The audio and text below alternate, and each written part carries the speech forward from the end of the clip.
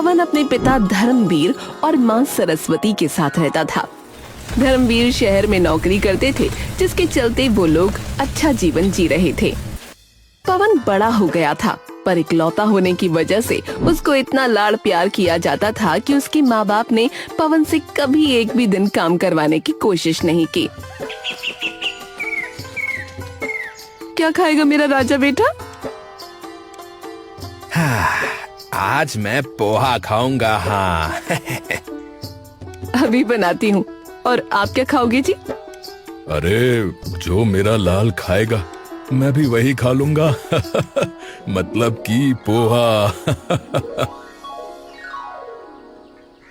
गांव का रामलाल वहीं से गुजर रहा था। उसने ये सब सुना तो रुक गया। दरअसल पूरा गांव उनका ये लाड़ प्यार जानता था, इसलिए सब पवन की टांग खिंचाई किया करते थे। अरे राजा बाबू उठ गए। अरे आपको क्या है, रामलाल चाचा है, जब देखो चले आते हो। क्या है? क्या है भाई? दिन है, अभी फिर रात होगी, कल तुम्हारी बारात होगी। अरे लेकिन बारात कैसे होगी? तुम तो कुछ करते ही नहीं। 25 साल के घोड़े हो गए हो, फिर भी आवारा फिरते रहते हो। हैं रामलाल ज्यादा बकवास न कर, चला जा यहाँ से, वरना बेलन लाऊंगी और तेरे सर से गुमड़ा निकाल दूंगी। अरे भाभी जा रहा हूँ, थोड़े मजे तो ले लूं, बुरा ना मानो तुम। पवन का दिन एक ही पैटर्न में गुजरता। देर से उठना, छत पर बैठकर मूंगफली चबाना, गांव की खिड़कियां देखना।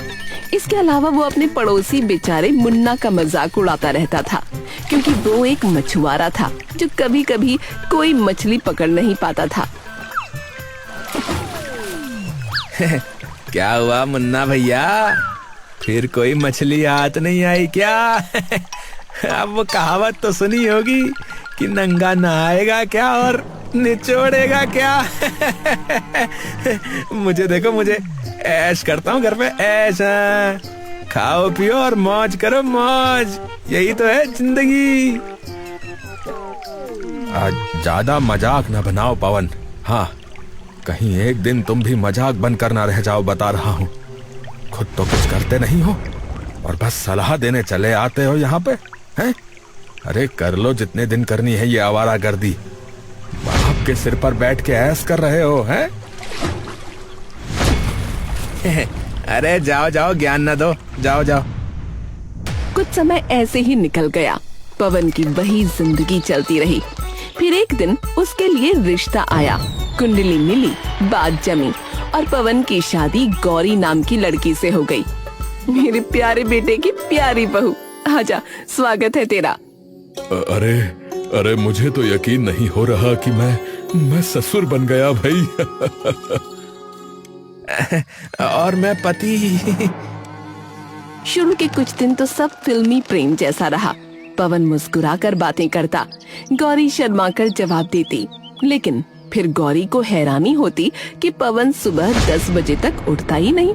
उठता तो सीधा छत पर जा बैठता, न काम न धंधा न कोई जिम्मेदारी, बस हर वक्त हवा और हरियाली देखना, जैसे कि दुनिया का राजा वही हो।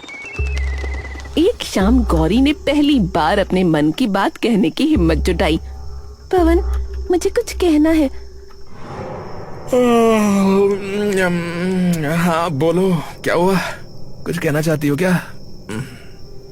आप पूरा दिन कुछ नहीं करते, कोई काम शुरू करो ना, घर की जिम्मेदारी समझो। अरे क्यों, मेरा काम क्यों?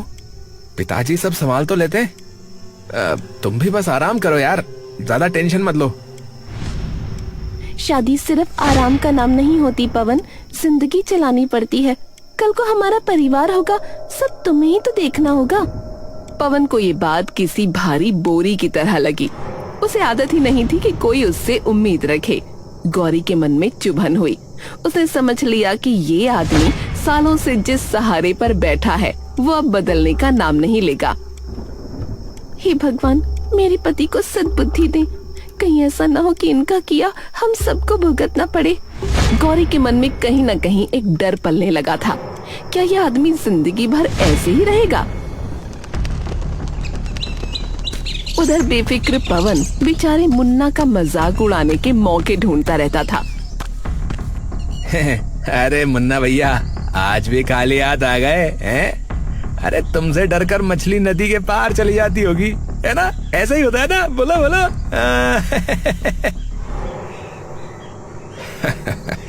अरे बहुत बोलते हो तुम पवन। अरे अब शादी भी कर ली। अरे कुछ तो जिम्मेदार बनो भैया, हैं? मैं तो जो है जैसे तैसे गुजारा कर लेता हूँ, लेकिन तुम्हारा कल को भैया राम जाने भाई। हाँ अरे भाई ऐसा है, सुनो, मैं तो मौज कर रहा हूँ, मौज, समझे? अब तुम जो है ना वो बस अपनी सोचो भाई, ठीक है? मेरी तो जो है ना मजे से कट रही है। वो रामलाल क्या कहता था कि शादी नहीं होगी, अब देखो हो गई शादी। हाँ शादी हो गई, बहुत अच्छी बात है, सब सही चल रहा है, मौज में हो। लेकिन वक्त आने दो भैया, एक एक बात का बदला लूंगा तुमसे। हाँ इसी बीच एक दिन सुबह सुबह धर्मवीर को तेज सीने में दर्द उठा। घर में अफरा तफरी मच गई। गौरी पानी लाई, सरस्वती रोने लगी, पवन घबराकर चक्कर काटने लगा। दोपहर होते होते धर्मवीर ने आखिरी सांस ले ली। हे भगवान, तुम हमें छोड़कर क्यों चले गए? आए मैं तो मर जाऊंगी। हे भगवान, ये क्या हो गया? ससुर जी, ससुर जी। पिताजी, पिताजी, पिताजी, पिताजी उठिए ना पिताजी। माँ, पिताजी को उठाओ ना माँ। माँ ये क्या हो गया माँ? पूरा गांव उस दिन मातम मना रहा था, क्योंकि धर्मवीर वाकई एक अच्छा इंसान था। पर सबसे बड़ा झटका पवन को लगा, जिस इंसान ने उसकी हर कमी ढक रखी थी।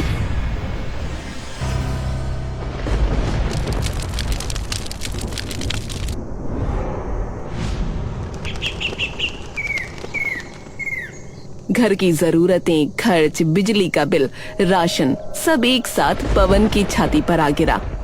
अब पहली बार उसे समझ आया कि जीवन केवल हवा खाते रहने से नहीं चलता, काम करना पड़ता है। और उसके पास कोई हुनर नहीं था। गांव वालों की कानाफूसी शुरू हो गई। अरे धर्मवीर का बेटा भी अब देखेगा कि मेहनत क्या होती है भाई। हाँ भैया, सारा दिन बैठे रहने का यही नतीजा होता है। अब देखना कैसे पछताएगा। हाँ भैया, अब पछताए होत क्या जब चिड़िया चुग गई खेत। अब तो इसे काम पे जाना ही पड़ेगा, वरना सब भूखे मरेंगे इसके परिवार में। हाँ पवन टूट चुका था। कल तक लाड़ करने वाली माँ अब ताने दे रही थी। तूने तो कुछ सीखा नहीं, अब घर कैसे चलेगा? तुम कोशिश तो करो पवन, कुछ न कुछ होगा। मेरे बस का कुछ नहीं है गौरी, मेरे बस का कुछ नहीं है। मैं क्या करूं गौरी, क्या करूं? कुछ सीखा होता तो ये दिन न देखना पड़ता। इनका कमाया पैसा कब तक चलेगा? इसी बीच उसका पड़ोसी मुन्ना आ पहुंचा।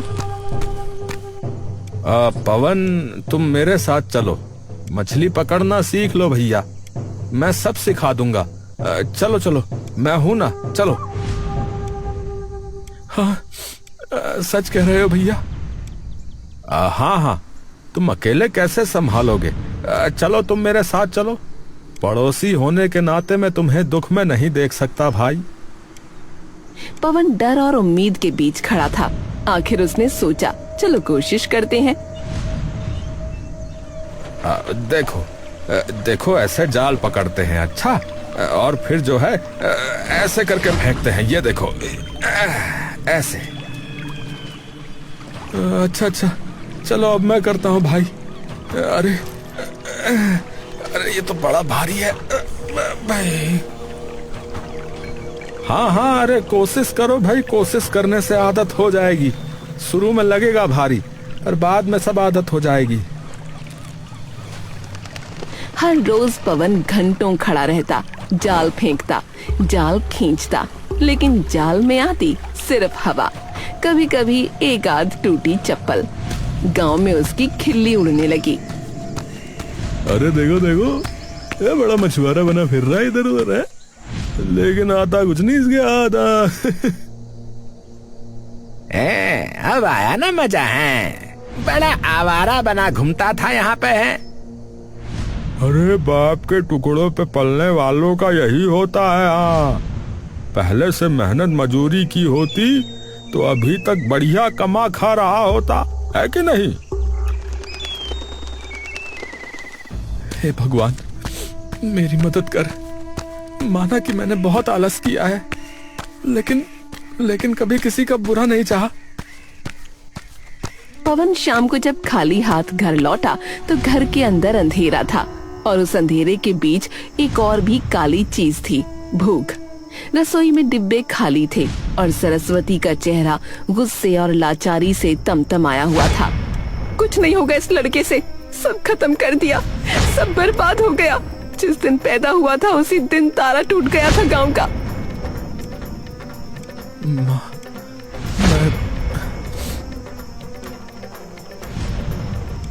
चुप, तुझसे एक रत्ती भर भी काम ना हुआ। तेरे बाप की चिता ठंडी नहीं हुई और तू घर की चिता जला रहा है। गौरी पास खड़ी ये सब सुन रही थी। उसका दिल सूखता जा रहा था, जैसे किसी ने उस पर कीलें ठोक दी हों। कुछ पल उसने खुद को रोकने की कोशिश की, पर आज उसके भीतर का डर, गुस्सा, मजबूरी सब एक साथ फट पड़ा। पवन, अगर अभी तुमने कुछ नहीं किया, अगर अभी तुम ऐसे ही रहे, तो मैं इस घर से चली जाऊंगी, सच में चली जाऊंगी। उसकी आवाज पत्थर की तरह गूंजी थी और यह आवाज सुनकर पवन की दुनिया हिल गई, जैसे कोई पहाड़ उसकी छाती पर गिर पड़ा हो। उसने पहली बार समझा कि जिंदगी से सब कुछ छिन सकता है, माँ, पत्नी, घर, इज्जत और वो खुद। अरे ऐसा मत कहो गौरी, ऐसा मत कहो। मैं देखो ना, मैं कोशिश कर तो रहा हूँ। मैं क्या करूँ कि कोशिश तुम्हें बहुत पहले से करनी चाहिए थी, तब तो तुम आवारा गर्दी में लगे रहे। अब कोशिश नहीं, फल लाओ। गौरी की बात ने उसकी जुबान पर ताला लगा दिया। वो देर रात छत पर बैठा रहा, चांद की रोशनी में सोचता रहा। उसको अपने ही हाथों से शर्म आने लगी। उस रात पवन ने पहली बार अपने अंदर झांका और जो दिखा वो गंदगी, कमजोरी और बेवकूफी का ढेर था। सब सच कहते थे, लेकिन मुझे लगा कि ये लोग बकवास करते रहते हैं। लेकिन इसमें गलती अकेले मेरे की तो नहीं थी। मेरे माँ बाप ने कभी मुझे सच्चाई से रूबरू ही नहीं करवाया। खैर, गलती किसी की भी हो, लेकिन पश्चाताप तो मुझे ही करना है। मैंने मुन्ना भैया का भी बहुत मजाक बनाया है। सबसे पहले तो मुझे उनसे माफी मांगनी चाहिए। अगली सुबह वो सीधा मुन्ना के घर पहुंचा। दरवाजा खटखटाया। मुन्ना अभी अभी नींद से उठा था। मुन्ना भैया, मैंने बहुत गलती की। मैंने आपको छेड़ा, आपका मजाक उड़ाया। मैं बेवकूफ था। मेरे घर की हालत बहुत खराब है, मुझे माफ कर दो। ये शायद आपका मजाक उड़ाने का ही नतीजा है। अरे पवन, अरे ये क्या बोल रहा है तू है? अरे मैं तो कब का तुझे माफ कर चुका भाई। अरे तू भाई जैसा है मेरा। देख, सब ठीक हो जाएगा। अच्छा, आजा गले लग जा। अभी तो रुक जा बेटा, जिंदगी ने तो अभी बस रंग दिखाना शुरू ही किया है। बहुत बहुत धन्यवाद मुन्ना भैया।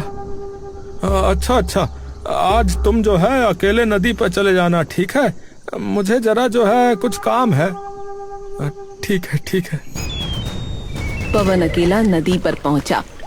पूरा दिन यूं ही निकल गया। एक मछली जाल में न आई, सूरज ढलने लगा था। पानी लाल हो रहा था। हवा में एक अजीब सी ठंडक थी। पवन जैसे किसी बेहोशी में जाल फेंकता रहा। उसके कंधे टूट चुके थे और मन उससे भी ज्यादा। पर इस बार अचानक जाल भारी हो गया, इतना भारी कि पवन घबरा गया। अरे अरे ये क्या है? इतना वजन! हे भगवान, कुछ तो है इसमें। वो जाल खींचता है और फिर एक सोने जैसी चमक आई और दिखा कि जाल में एक सुनहरी मछली है। पवन पहली बार खुश हुआ, पर अचानक मछली बोल पड़ी। पवन, मैं कोई आम मछली नहीं, बल्कि मत्स्य राज हूं। मुझे छोड़ दो, मैं तुम्हारी किस्मत बदल दूंगा। हाँ, ये मछली बोल कैसे रही है?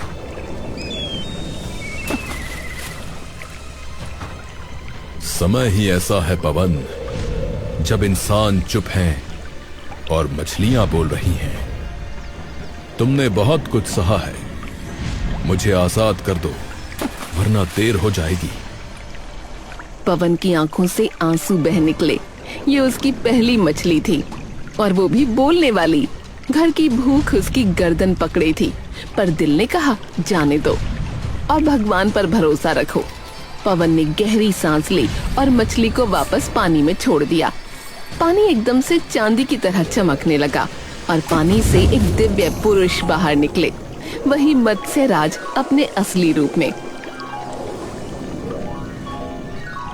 पवन, तुमने लोभ को छोड़ा, दयालु हृदय दिखाया, इसका फल तुम्हें मिलेगा। ये टोकरी लो, इसमें इतनी मछलियां हैं कि कई दिन खा लोगे और बेच भी लोगे। और ये जादुई पत्थर, जब कभी समस्या हो इसे रगड़ना, मैं हाजिर हो जाऊंगा। धन्यवाद, आपका बहुत बहुत धन्यवाद। पवन के लिए ये दुनिया का सबसे बड़ा चमत्कार था। पहली बार उसे महसूस हुआ कि शायद ऊपर वाला भी कहीं है और उसे अब बदलाव लाना होगा। टोकरी खड़कती हुई मछलियों से भरी थी। पवन ने थोड़ी मछलियां बेची और बाकी लेकर घर पहुंचा। अरे पवन, इतनी सारी मछलियां कहाँ से आई? पवन, तुम्हें सच में मछली पकड़नी आ गई? हाँ, सीख गया हूँ थोड़ा बहुत। घर में खुशियां गूंज उठी। सरस्वती कड़ाही चढ़ाने लगी। गौरी ने झट से चावल धो दिए, पर दूर खड़ा एक आदमी पवन को दूर से देख रहा था। मुन्ना। उसकी आंखें सिकुड़ गईं। मैंने तो इसे अपने साथ रखा ही इसलिए था कि इसे तड़पता देखकर मजे ले सकूं, क्योंकि इसने भी मेरी मजबूरी के खूब मजे लिए हैं। पर ये तो इतनी मछलियां पकड़ लाया। मेरे फाड़े हुए जाल, मेरी गलत जगह है, मेरे गलत तरीके, फिर भी इतनी मछलियां, ये सब कैसे हो गया? उसका दिमाग तेजी से घूम रहा था। इसी वक्त आधी रात को वो चुपके से पवन के घर के पीछे पहुंचा। खिड़की से झांककर सुनने लगा। अंदर पवन अपनी माँ को सच बता रहा था। हाँ माँ, यही सच है। और मुझे एक जादुई पत्थर भी मिला है, मत्स्य राज ने दिया है। ये बात सुनते ही मुन्ना का खून गर्म हो गया। उसकी आंखें पागलपन से फैल गईं। यही है, यही वो चाबी है, असली दौलत। अब मुझे दया नहीं चाहिए, मुझे वो पत्थर चाहिए और पवन की बर्बादी। उस रात पहली बार मुन्ना ने पवन के घर में घुसने की हिम्मत की। मुन्ना सरकता हुआ खिड़की तक पहुंचा। उसकी आंखें सिर्फ एक चीज ढूंढ रही थीं, जादुई पत्थर। वो हाथ बढ़ाकर खिड़की का कुंडा उठाता है। अंदर कदम रखने ही वाला था कि कौन है वहाँ? हाँ? अरे हवा होगी। ये हवा की नहीं, इंसान के कदम है। कौन है? गौरी चूल्हे की बत्ती जलाती है और खिड़की की तरफ दौड़ती है। उसने मुन्ना को भागते देखा, लेकिन समझ नहीं पाई कि कौन था। कोई तो था, मैं कह रही थी ना कि कोई तो है। अरे अरे चोर होगा, मेरी दरोगा को देखकर भाग गया। अरे आओ सो जाओ। उधर मुन्ना समझ गया कि इस रास्ते से पत्थर चोरी करना आसान नहीं। उसने सोचा पहले भरोसा कमाओ फिर वार करो। और अगले ही दिन वो सुबह सुबह पवन के दरवाजे पर खड़ा था, हाथ में मिठाई का डब्बा लिए। भाभी, ये आपके लिए। कल रात सोचा कि आपके लिए गुजिया बनाऊं। अरे मुन्ना, तूने गुजिया बनाई? अरे आपने तो मुझे बेटे जैसा रखा हुआ है भाभी। अच्छा किया बेटा, अच्छा किया। दोपहर को वो गौरी की बाल्टी उठाकर पानी भर देता। शाम को पवन के कंधे पर हाथ रखकर बोझ साझा करने का नाटक करता। भाई, तो जैसा आदमी सब जगह हो, सच्चा आदमी। भाई, तुम सच में मेरी मदद कर रहे हो मुन्ना भाई, मैं बहुत शुक्रगुजार हूँ। पत्थर मेरा हो जाए एक बार, फिर शुक्रगुजार बनना। इतने समय में उसे पता चल गया कि पत्थर पवन के थैले में रहता है। एक दिन वो पवन को दूर के तालाब पर लेकर गया। पवन, यहाँ मछलियाँ जो हैं बेहिसाब मिलती हैं। बस आज मेरा कहा मानना, अच्छा? ठीक है भाई, ठीक है, आज यही प्रयास करते हैं। पवन जाल फेंकने में बिजी हो गया। उसने पवन का थैला खोला, जादुई पत्थर निकाला और चुपचाप जेब में डाल लिया। अब मैं सेठ नहीं, भगवान बनूंगा। दोनों मछलियां पकड़कर लौट आए और फिर उस रात मुन्ना अकेले नदी किनारे पहुंचा। आंधी चल रही थी, पानी गहरा हो चुका था, आसमान में बिजली कड़क रही थी। मुन्ना ने पत्थर निकाला और पूरी ताकत से उसे घिसने लगा। मछलियों के राजा, निकल आओ, मुझे धन दो, शक्ति दो, मैं इस गांव का राजा बनना चाहता हूँ। नदी उफान मार उठी और अचानक मत्स्यराज प्रकट हुए, पर इस बार उनका चेहरा कठोर था, गुस्से से भरा। मुन्ना, तुमने लालच में दूसरों का हक छीना है और ये पाप है। और पवन ने जो मेरा मजाक उड़ाया था उसका क्या है? अब मैं उसकी किस्मत और जिंदगी दोनों छीन लूंगा। हाँ, तुम मुझे नहीं रोक सकते। चलो अपना काम करो और मुझे धन दो। मत्स्यराज की आंखें बदल गईं, उनके आसपास की मछलियां तक रुक गईं और अगले ही पल सारी मछलियां मुन्ना पर टूट पड़ीं। वो चीखा, चिल्लाया, पर मछलियां उसे पानी में घसीट ले गईं। अरे अरे, छोड़ो मुझे, छोड़ो मुझे।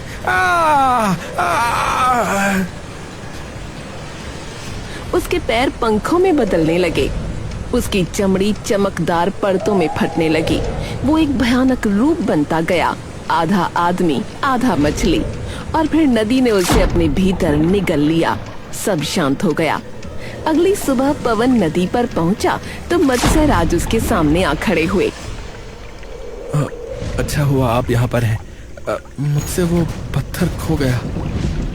मत्स्यराज ने उसे मुन्ना के बारे में पूरी बात बताई और कहा, पवन, तुमने दया दिखाई थी और दया का फल कभी व्यर्थ नहीं जाता। ये नया जाल लो, ये हमेशा तुम्हारी किस्मत चमकाएगा। आपका बहुत बहुत धन्यवाद। लेकिन मत्स्यराज, मुन्ना को एक बार माफी नहीं मिल सकती है क्या? उसका घमंड और लालच चरम पर था पवन, इसीलिए उसे उसका फल मिल गया। पवन ने जाल ले लिया। उस दिन से वो रोज नदी जाता। बेटा, तू सच में बड़ा हो गया है, मुझे तुम पर गर्व है पवन। गांव के लोग भी उसे इज्जत से बुलाने लगे। अरे पवन, अरे भाई, आज कितनी मछलियां मिली तुम्हें? हैं? अरे बहुत सारी चाचा। पवन भैया, हमें भी जाल चलाना सिखाओ। हाँ हाँ, क्यों नहीं क्यों नहीं। पर एक शाम बच्चे नदी किनारे खेल रहे थे। अचानक उन्होंने पानी में कुछ हरकत देखी। पानी फटकर अलग हुआ और उसमें से एक डरावना पर दर्द भरा चेहरा निकला। वो आधा मानव आधा मछली था। उसका चेहरा मुन्ना का, पर आंखें किसी खोए हुए जानवर जैसी थीं। उसने बच्चों को देखकर धीरे से कहा, लालच कभी न करना, क्योंकि लालच का जाल किसी को नहीं छोड़ता। बच्चे चीखते हुए भागे और उस दिन से उसे कई बार देखा गया। वो लालच करने के परिणाम की एक मिसाल बनकर रह गया। मुन्ना आधा मछली और आधा इंसान बनकर अब भी शायद अपनी मौत की भीख मांग रहा हो।